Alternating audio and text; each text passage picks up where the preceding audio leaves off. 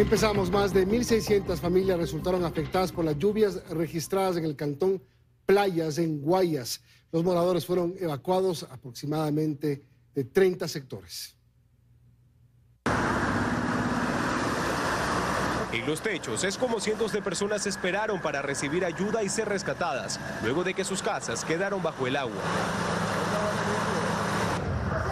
Son al menos 1.600 familias las que sufrieron graves afectaciones en sus viviendas ante las fuertes precipitaciones registradas desde el domingo y que dejaron calles completamente anegadas, sobre todo en los barrios Altamira y Enrique Torbay. El agua, todas mis cosas, mis enseres, todo he perdido. Ya no hay cómo salir, mira, ya está toda esa gente allá. Nuera salió con la bebé de 1 añito también. Y es que el agua sobrepasó el 1,5 metros de altura, llegando hasta el pecho de los moradores, quienes desde la madrugada del martes se unieron para con sus propias manos y recursos realizar labores de rescate de familias enteras, incluso mascotas. La verdad que sí, todo lo que es el pueblo de Playas estamos unidos ahí tratando de sacar a las personas que están más afectadas por el invierno. Luego de varias horas de inundación, llegó la ayuda por parte de la alcaldía de este cantón. En obras públicas estamos haciendo el camal que bordea las camaroneras para que el agua comience a bajar. Decenas de personas, entre personal del municipio de Playas y también vecinos, intentaron también sacar a una adulta mayor que se encontraba en silla de ruedas, esto luchando contra la corriente del río. Necesitamos alimentos, hay personas que se están quedando sin casa, se están quedando sin nada prácticamente. El agua también cubrió la comuna San Antonio en el kilómetro 489 de la vía Progreso Playas, arrastrando una camioneta hasta una zanja. Desbordada el río, parece ser desbordado y todo lo que es el lodo. Esto se puso resbaloso y hizo que el compañero caiga aquí al hueco. Acá estamos en las 5, 6, 7, 8, 9, como 4 horas tenemos aquí. El pasado 9 de febrero, el cantón Playas fue declarado en emergencia, luego de que 10 sectores quedaran anegados. Sin embargo, ahora son más de 30 y la situación es más crítica. Difícil situación, pero el invierno también afecta Manabí. 5 cantones se inundaron tras las fuertes lluvias. Además, se reporta un fallecido y más de 150 familias afectadas. Vámonos en directo a Manabí. Bernarda Ceballos está en el cantón Santa Ana para relatarnos cómo está el panorama hoy en la noche. Hola, Bernarda.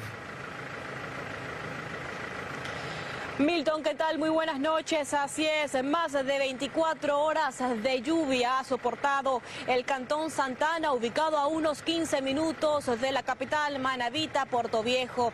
La noche de este lunes, el río Grande, que se encuentra a mis espaldas, se desbordó y los más perjudicados han sido los habitantes del sector La Dolorosa, que es en donde nos encontramos a esta hora de la noche. Otros cantones de la provincia de Manabí también se han visto perjudicados tras las fuertes lluvias que azotan a esta provincia costera. Nosotros les tenemos a continuación preparado el siguiente reportaje. Veamos.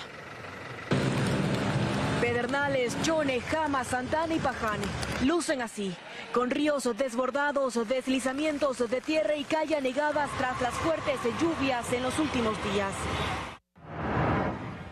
Este martes en Manabí se registró el primer fallecido producto de las fuertes precipitaciones. El hecho ocurrió en la zona rural de Paján. Confirma la persona fallecida producto de un deslizamiento de tierra. Chone es uno de los cantones más afectados de la provincia. La tarde de este 20 de febrero se desbordó el río de la parroquia Canuto y así, totalmente bajo el agua, fue como quedaron las calles del sector. Un panorama similar se registró en las avenidas de la parroquia Convento. Durante la noche de lunes y tras la crecida del río Chone, el nivel del agua en las calles empezó a subir. Esto hizo que comerciantes cierren temprano sus negocios. Habitantes del cantón aseguran que no es la primera vez que el afluente se desborda, causando estragos en Chone. Vea que va subiendo poco a poco, esto nos preocupa. En Santa Ana, las familias que habitan en zonas aledañas al Río Grande tuvieron que evacuar a sectores más elevados. Y es que tras el desbordamiento del afluente, sus viviendas quedaron bajo agua. Pues como usted puede apreciar, ahí está el nivel hasta donde entró el agua. Nosotros tuvimos que ser evacuados rápidamente porque nuestros enseres se perdían. En Pedernales, los sectores más afectados fueron Las Tecas, Colisa y Los Sobos. Otros cantones de Manabí también han sufrido daños, pero han sido menores. En Manta tenemos en Santa Marianita, por ejemplo, tenemos en el centro de Manta, tenemos este tipo de represamiento por agua.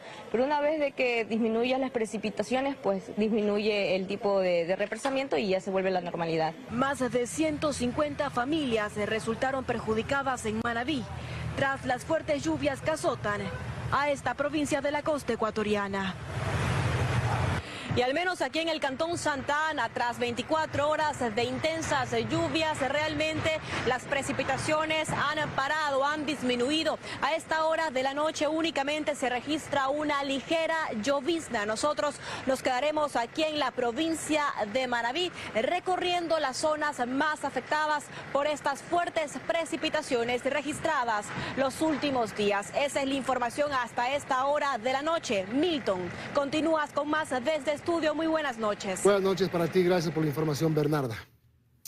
Vamos al norte, Esmeraldas. 12 horas de lluvia soportó Muisne la noche y madrugada del martes. 2 ríos se desbordaron y varias personas resultaron afectadas por las intensas precipitaciones. Además, el sistema de agua del cantón colapsó. Movilizan lo poco que pudieron salvar tras las inundaciones y las fuertes lluvias. Son habitantes de la parroquia San Gregorio del cantón Muisne al sur de Esmeraldas, quienes con tristeza en los ojos nos cuentan la triste realidad por la que tienen que atravesar.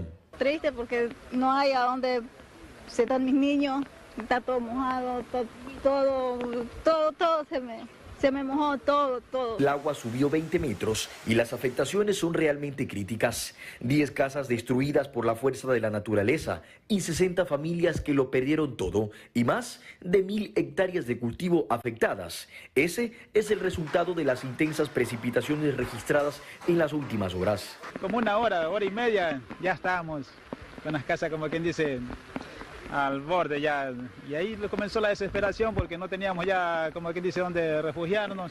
Otra que tenemos la carretera en pésimo estado. En la entrada al sector del Matambal, un transporte de la cooperativa Pacífico se volcó por las intensas lluvias, dejando como resultado a 12 personas heridas.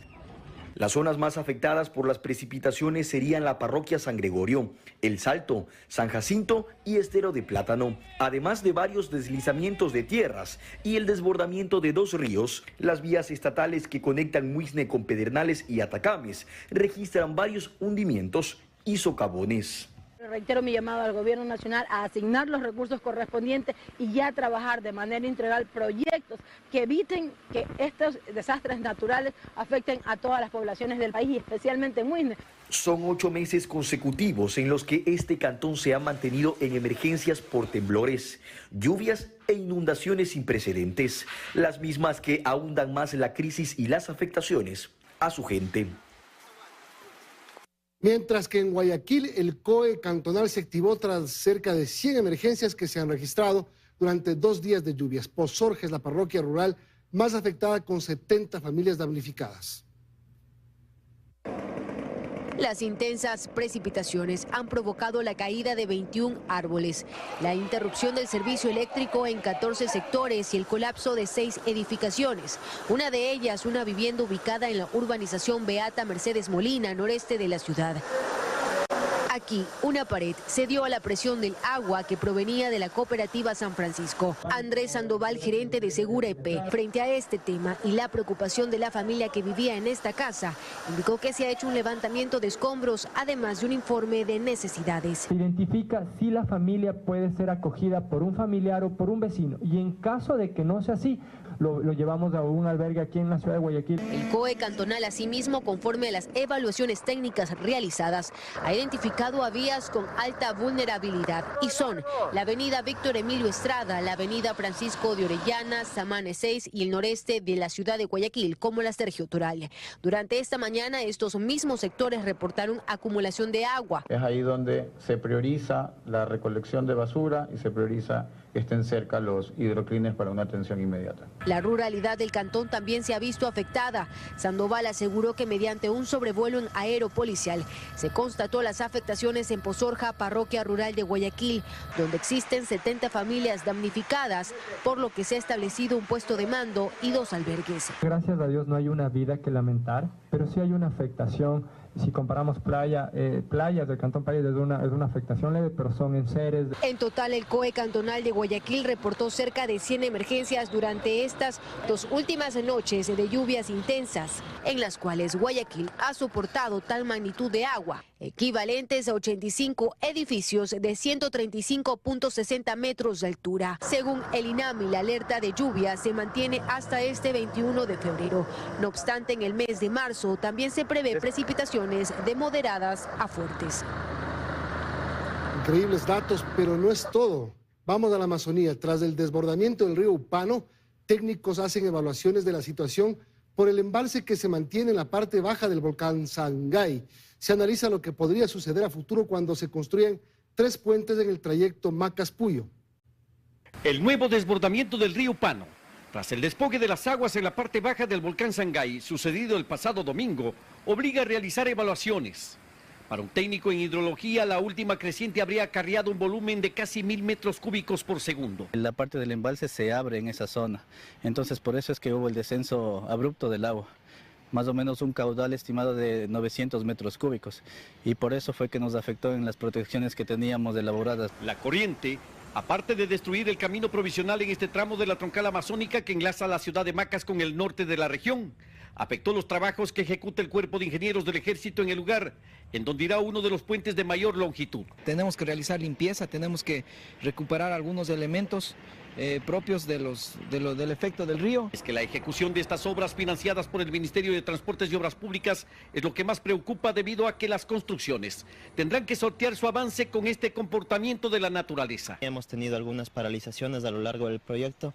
Los informes están siendo revisados, presentados y analizados para que todo esté en cuanto a la normativa legal vigente y poder continuar con el trámite pertinente de ser el caso para una posible ampliación de plazos. La maquinaria en este momento se está destinada para realizar el reforzamiento de las protecciones hidráulicas, que tal vez en capacidad de rendimiento de porcentaje nos disminuye un poco la situación laboral. Mientras tanto, el tránsito que se recuperó la noche de ayer parcialmente por esta vía dependerá en gran parte de la situación climática. Vamos a los Estados Unidos. En California, millones de personas se encuentran bajo vigilancia de inundaciones por la posible presencia del llamado río atmosférico, que podría ocasionar más inundaciones. La advertencia de evacuación en varias zonas del estado siguen vigentes hasta el miércoles. La ciudad de Santa Bárbara dijo que ofrecería aparcamiento gratuito de emergencia en el centro para los residentes en las zonas más propensas a ser inundadas. Volvemos al país y con otros temas. 2 hombres fueron sancionados por cometer infracciones en el interior del metro de Quito. En medio de estos incidentes hay preocupación en quienes utilizan a diario el metro debido a la falta de ventilación y los malos olores que se agudizan. Uno de los ciudadanos que fue sancionado es él, a quien en medio de un operativo policial al interior del metro de Quito se le encontró un arma blanca, específicamente un cuchillo. El hecho se registró en estación Jipijapa, al norte de la capital, y el proceso sancionatorio ya inició. Fue multado con un salario básico unificado. Pero apenas horas de ocurrido este incidente, otro más. Esta vez en la estación Cardenal de la Torre, al sur de la ciudad. Este hombre, en cambio, fue sancionado por orinar al interior del metro de Quito. Según lo indicado por las autoridades, el sujeto se habría encontrado bajo los efectos del alcohol y también fue sancionado con un salario básico unificado, es decir, $460. Ambos hechos son considerados como infracciones graves. Eventos que no son nuevos, pues ya varios se registraron en semanas anteriores al interior del metro de Quito. No obstante, a esta problemática se suma otra y que preocupa aún más: la falta de ventilación y los malos olores que se están generando en este espacio público. Es muy sofocante el calor, hay mucha gente y no hay ventilación para todo ese tipo de personas que hay adentro. El calor que tengo, mire. Salí del metro y hace calorcito, transpiramos ahí adentro, y los olores algo a ropa húmeda y a otras cosas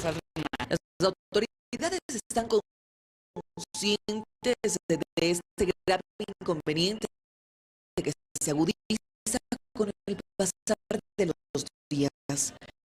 El gerente del Metro de Quito, Víctor Hugo Villacrés, asegura que este inconveniente no es nuevo, pues el problema se generó desde la compra de los trenes. Los trenes fueron contratados en 2014 sin aire acondicionado. Y que puede haber soluciones, explica, pero podrían tomar tiempo. Una de las soluciones podría ser de trenes, y claro, al ya no ser hecho en fábrica en España, tendrían que venir directamente los españoles. Más noticias, amigos. Esta tarde en el Palacio de Carondelet se reunió el Consejo de Seguridad Pública y del Estado, el COSEPE, encabezado por el presidente de la República y varias autoridades. El primer mandatario tomó juramento al doctor José Swing como representante de la Corte Nacional de Justicia ante el COSEPE. Recordemos que José Swing es el nuevo presidente de la Corte Nacional. Tras esta cita, el jefe del Comando Conjunto de las Fuerzas Armadas, el almirante Jaime Vela, se refirió a la posibilidad sobre si las Fuerzas Armadas dejarían de controlar los centros penitenciarios. Ante la preocupación de la ciudadanía de que Fuerzas Armadas se van a retirar del control de los centros de privación de la libertad, quiero reafirmar el compromiso institucional de que permaneceremos en el control de dichos centros hasta que sea necesario. El gobierno logró reducir un 35% los delitos en el país gracias a los allanamientos, detenciones, operaciones de incautaciones de droga que han ejecutado las fuerzas del orden estos 40 días de estado de excepción. La Policía Nacional y las Fuerzas Armadas, gracias al estado de excepción, han ejecutado algunas estrategias para debilitar a las organizaciones terroristas. En Guayaquil, por ejemplo, en estos 40 días, ingresaron a las zonas más conflictivas para desarrollar allanamientos y detenciones. Nueva Prosperina, como es de Durán, y el día de hoy en Pascuales, alrededor de 30, 40, hasta 50 allanamientos, encontrando ahí personas que están al margen de la ley, con boleta, armas de fuego, explosivos, vehículos, motocicletas, inclusive sistemas de comunicación y circuitos cerrados de televisión. En la ciudad de Quito, de igual forma, los 9 distritos policiales desarrollan diariamente de 8 a 10 megaoperativos en los lugares más concurridos y en las zonas consideradas como peligrosas, donde participan más de 25 uniformados. En este sentido ha sido muy importante la desarticulación de estas organizaciones delictivas criminales de microtráfico.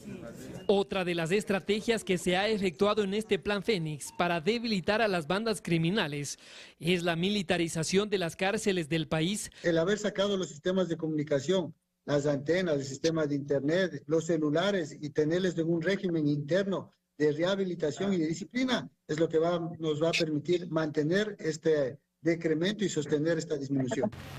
Además, se han reforzado los controles en los puertos marítimos del país, donde en este tiempo se ha logrado incautar varias toneladas de droga que ha golpeado fuertemente a la economía del narcotráfico.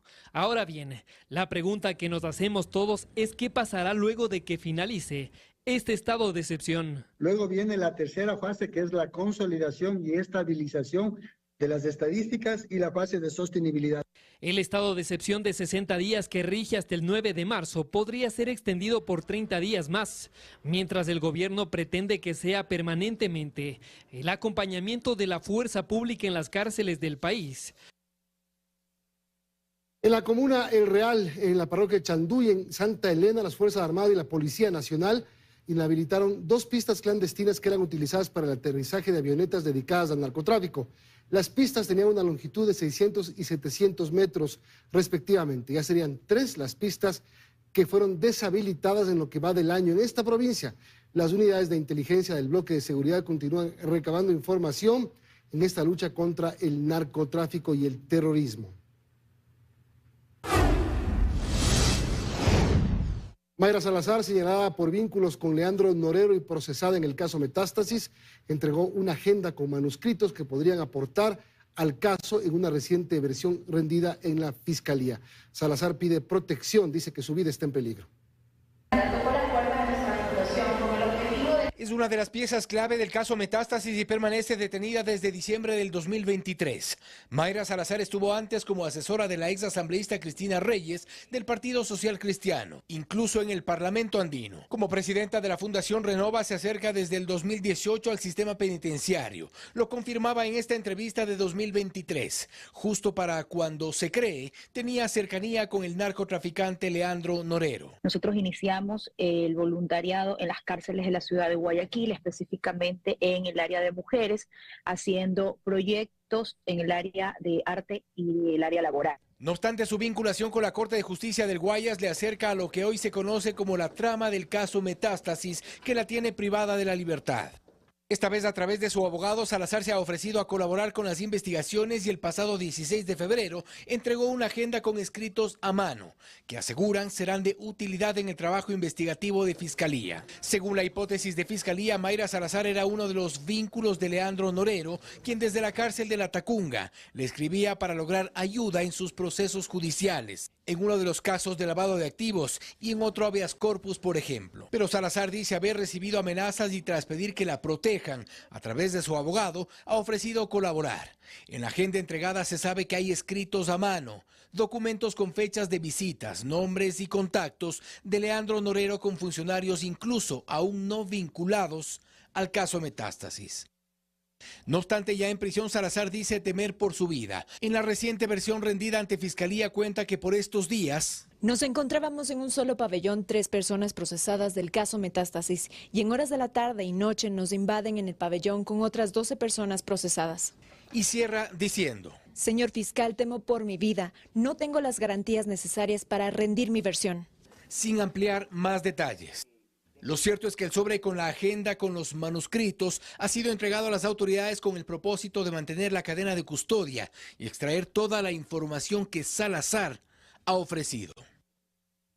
60 millones de dólares le costará al país ir a las urnas del 21 de abril. Esto se confirmó luego de que el Pleno del Consejo Nacional Electoral aprobó el presupuesto para el referendo y consulta popular 2024. Según las autoridades del organismo, el monto se enmarca en las políticas de optimización y austeridad del gasto público. Del total del presupuesto, 8,8 millones de dólares están destinados a papeletas y 3,5 millones al pago de miembros de las juntas receptoras del voto.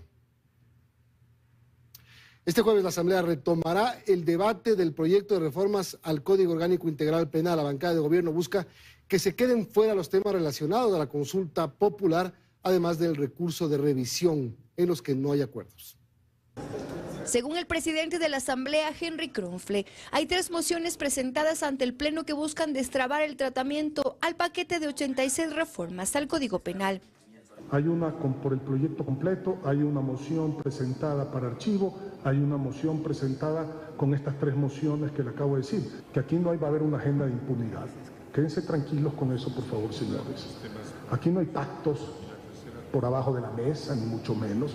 Explica que este jueves, en la sesión a la que están convocados para continuar con el debate, buscan presentar una moción más en la que el gobierno pretende que se separen los artículos que tienen el mismo contenido que las preguntas de la consulta popular. ¿Qué es lo que ellos no están de acuerdo con los textos?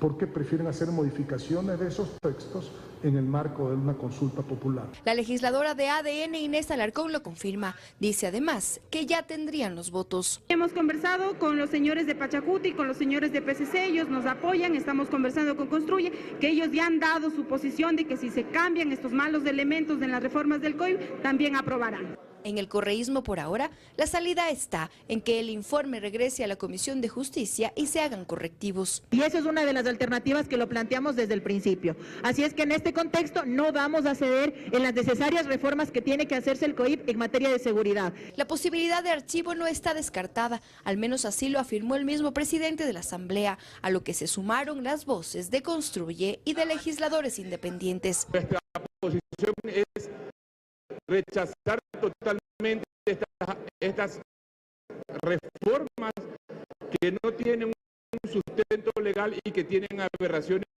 totales. Lo más saludable es que esto se pueda archivar. ¿Por qué? Porque ha sido tan manipulado y tan desprestigiado. La sesión está convocada para las 11 de la mañana de este jueves.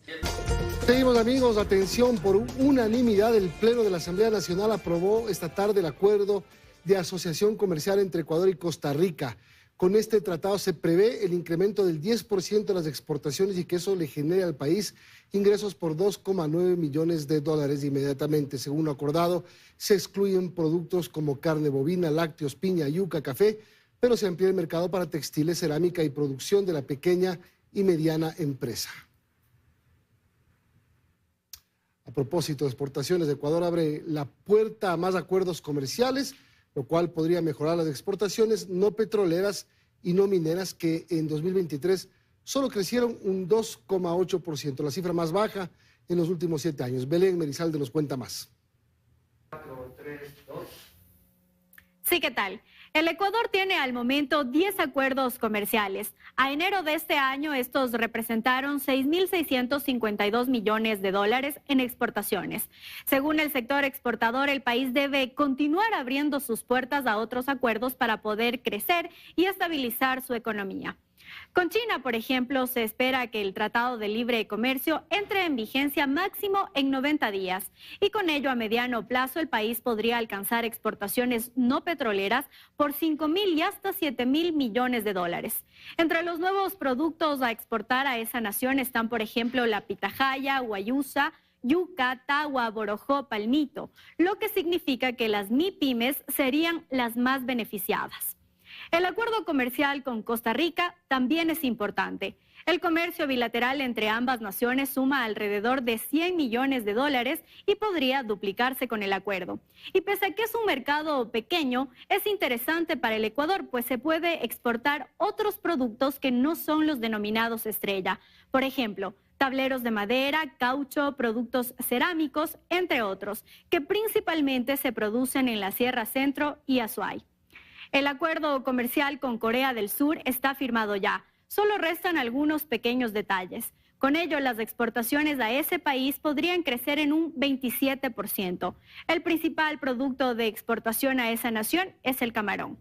Finalmente, se deberá trabajar de forma acelerada en los acuerdos con Canadá y Estados Unidos. Canadá está dentro de los 10 mercados más importantes para las exportaciones ecuatorianas. Y pues Estados Unidos es nuestro principal socio comercial, por lo cual se requiere que la ley IDEA entre en vigor y con ello se otorgue preferencias arancelarias a casi 6.000 subpartidas. Otro tema, el concurso para elegir al nuevo defensor público fue suspendido temporalmente por una medida cautelar. La audiencia para definir la continuación o no del proceso se desarrollará el 5 de marzo. A solo días de que se conociera el nuevo defensor público, una quinta acción de protección pone nuevamente en pausa el proceso de selección. La medida cautelar fue dictada por un juez de garantías penales con sede en el Cantón Chone este martes 20 de febrero, en atención a una supuesta vulneración de derechos dentro del concurso. En una sesión en la que primó la modalidad virtual, el Pleno del Consejo de Participación Ciudadana conoció esta notificación. Se dispone la suspensión provisional del proceso para la selección de la primera autoridad de la Defensoría Pública hasta resolver el asunto de fondo. Se convoca a las partes a una audiencia pública que se llevará a cabo el día 5 de marzo del 24 a las 14:30. La acción de protección la presentó la coordinadora regional de la Defensoría Pública del Litoral, María Portalupi Feró. Para sustentar esta solicitud, alegó que a lo largo del desarrollo del concurso se han presentado varias inconsistencias que han generado la presentación de diferentes acciones constitucionales. Incluso señaló que en la última se dispuso que la Comisión Ciudadana de Selección vuelva a la fase de admisibilidad, que los miembros que integraban la Comisión Ciudadana de Selección variaron e incluyeron requisitos adicionales y parámetros de valoración distintos para impedir la participación de varios postulantes. Lastimosamente hemos recibido otra vez este abuso de estas garantías jurisdiccionales. Nos queda esperar y ver qué es lo que pasa en la audiencia. Esta suspensión se da 3 días después de que 10 postulantes rindieron la prueba práctica y se conocieron los resultados oficiales, reflejando como el mejor puntuado el exdirector provincial del Consejo de la Judicatura de Los Ríos, Rodrigo Frías Toral, con 96,4 puntos sobre 100. Para concluir, solo restaba la fase de impugnación ciudadana. Más de 5.300 casos confirmados de dengue, 4 fallecidos se reporta a la fecha a nivel país. Esto según el Ministerio de Salud. María Mercedes Pesantes nos tiene más datos. Sí, compañeros, amigos televidentes, incrementan los casos de dengue en el país. El Ministerio de Salud Pública cuenta ya los 4 primeros fallecidos por esta enfermedad en lo que va del 2024 y más de 5.300 casos confirmados. La mayoría de reportes al momento están en Santo Domingo de los Áchilas con cerca de 1.000 casos confirmados. Le sigue la provincia de Manabí con más de 800 casos, Los Ríos con más de 600, Guayas con más de 360, Napo con 331 y así van descendiendo las cifras con respecto al resto de provincias del país, siendo Tungurahua la única provincia sin casos de dengue hasta el momento. Los síntomas que se pueden presentar, presten mucha atención: fiebre alta, dolor de cabeza, dolor detrás de los ojos, dolor en los músculos y en las articulaciones y en algunos casos también pueden aparecer sarpullidos. Recuerde que el virus del dengue se transmite por medio de la picadura del mosquito infectado de la especie Aedes aegypti. Las hembras ponen sus huevos cerca del agua estancada en recipientes, como baldes, macetas, etc. Por eso se recomienda, aún más en esta época invernal, no almacenar agua, acudir a un médico en caso de presentar síntomas y no automedicarse. Esa es la información, compañeros, amigos televidentes.